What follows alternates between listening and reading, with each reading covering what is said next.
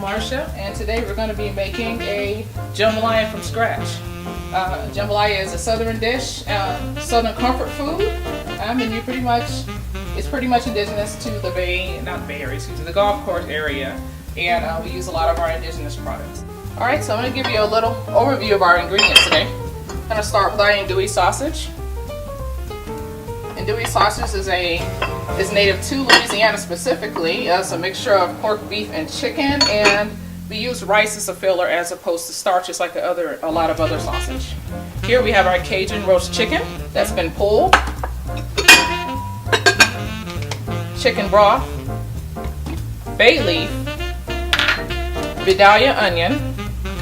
Something specific about Vidalia onion, they can literally grow in any kind of soil, which is why they thrive in Louisiana, where it's a little more marsh environment. Some chopped red peppers, garlic, green onion, diced tomatoes, and parsley. And then we have a mixture of spices to include our thyme, gumbo base, Creole seasoning, and a little bit of coriander. Alright, so to get started, we're going to preheat our saucepan, and we're going to add our canola oil. Canola oil with no additives is best because it cooks well at high temperatures and you don't have to worry about your meat burning. Now the reason for this is we want to brown our sausage and create a base for our gumbo so that it does not stick as it starts to cook down due to the thick ingredients that we use. So, have our pan going here. I'm going to turn that up a little bit higher. Alright, you want to add your andouille in a single layer in your saucepan so that it'll be easy to tell how evenly they're browning and when they're actually ready to go. You want to give them a nice caramelized color, but you don't want it to be to the point where your rice is, the rice that's in the sausage is too dark. So what you'll end up doing is getting really soft centers, lightly browned, and your edges will just have a nice crisp to them. It's okay if you get them a little more crispy because this is going to become kind of like a gumbo base, and you don't want it to become too soggy or break apart once the whole dish is cooked.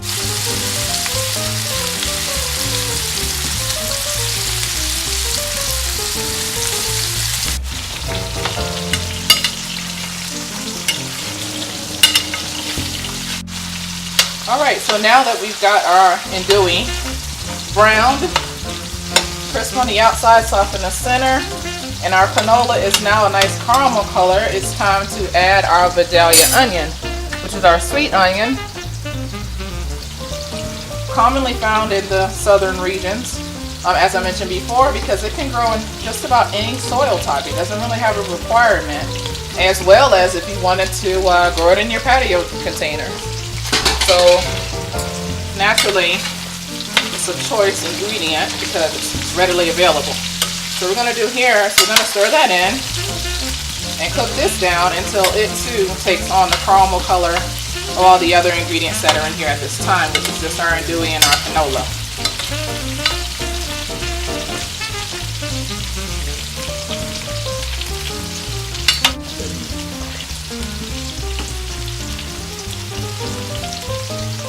Alright, so now our onions are starting to take on a little bit of a caramelized look and they're cooking down. And the beginning of your gravy is starting here. Now what's interesting about this dish, as I mentioned before, in the South we use what's available. If you wanted to at this point, you could add your shrimp or any kind of seafood combinations if you'd like, or you could add a heavy cream and actually make this into a sauce. Or a base for other dishes, for instance the sauce that you would use in po' boys, and all you would do is add your salt and pepper and loose peppers to flavor at this point. So now that everything's starting to cook down, simple salt and pepper. I prefer a grinder, only a little bit, and that will be the only salt we will need in this dish because we're using all fresh ingredients. Now that our onions are cooking down and starting to soften, we're want to go ahead and add our minced garlic.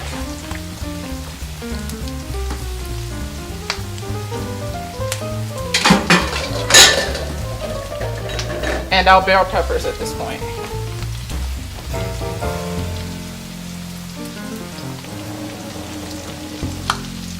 And this is where the red flavor, the red color starts to really come in. And it's not from peppers like a lot of people think, as far as like a hot pepper sauce. It's just the color coming out of the red peppers. It's going to cook down with canola and add with the fat from the sausage and onion.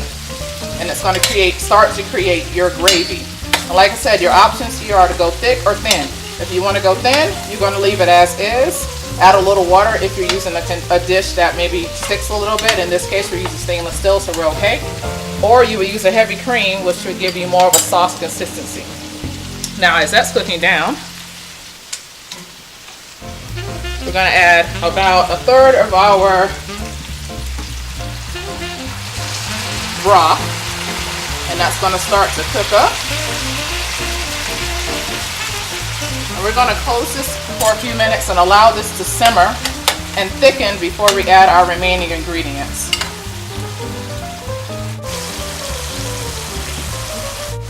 Alright, so everything's looking good now. All of our ingredients are caramelized now and cooked down. So at this point, and just a rundown of what we have again, we have our red bell peppers, our andouille, our garlic, and our onion, sweet onion.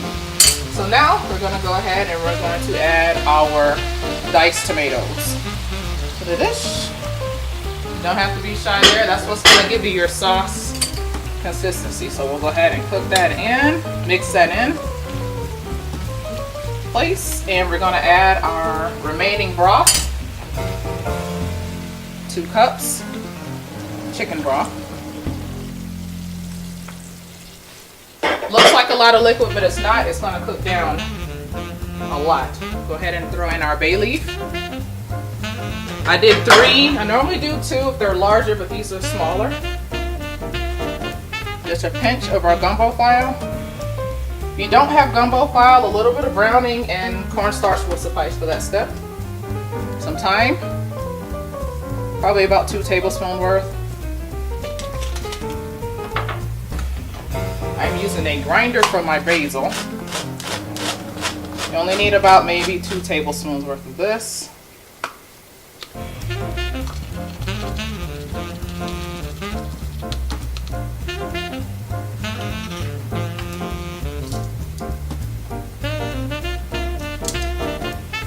And our Creole seasoning. Now, what's in Creole seasoning? A lot of people want to know.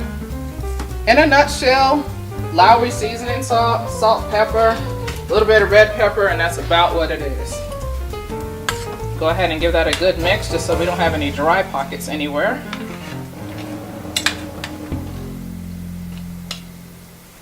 Once we get that mixed in, we will add in our pulled chicken that's already pre-cooked.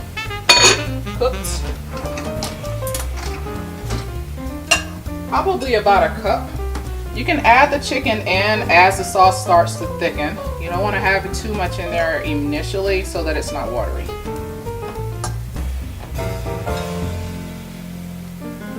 There are a few ways to remember your orders. Sausage and onion always go in first, and that's a dish in itself. And then your chicken and parsley can accompany each other.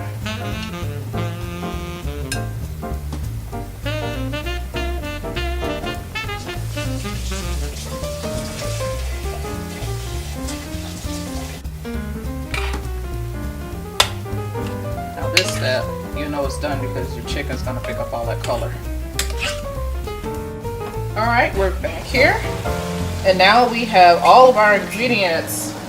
Our andouille, our chicken, all of our onion, sweet onion and tomato, and all of our spices. Everything is nice and caramelized, has a nice red color.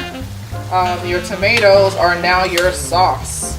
Now at this point, If you wanted to add your rice in raw to cook into this, you would add a little more broth and bring it to a broil.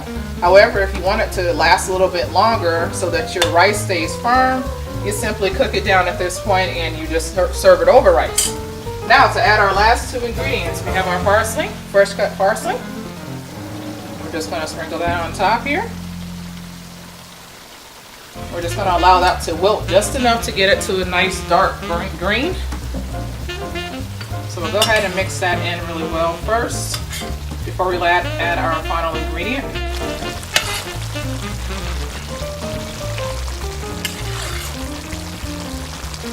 And our final ingredient for today, our showstopper, our scallions or green onion, depends on where you're from, what you call them.